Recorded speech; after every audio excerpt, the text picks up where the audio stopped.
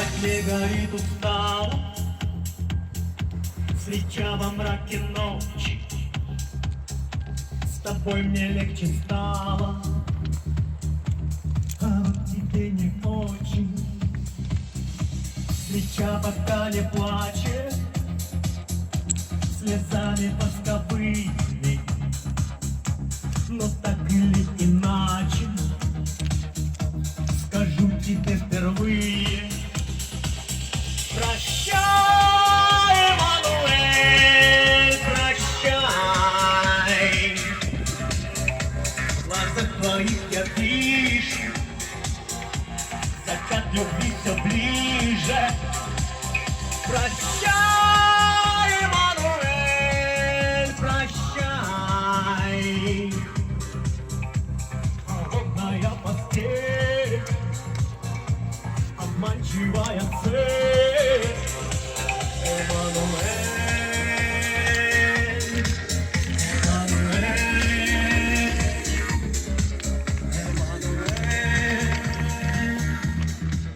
Эммануэль. Зима на белом свете сменяется весною, а я на всей планете живу тобой одною. Тепло ведь нету в сердце, по-прежнему морозы. Тобой хочу согреться, вот только слишком поздно. Прощай, Эммануэль, прощай. В глазах твоих я вижу закат любви все ближе. Прощай, Эммануэль, прощай. Холодная постель, обманчивая цель. Эммануэль,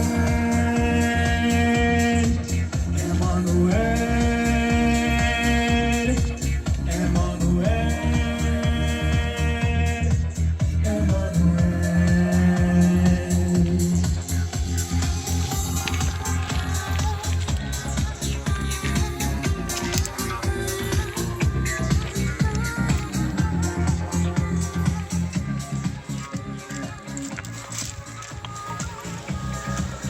Прощай, Эммануэль, прощай.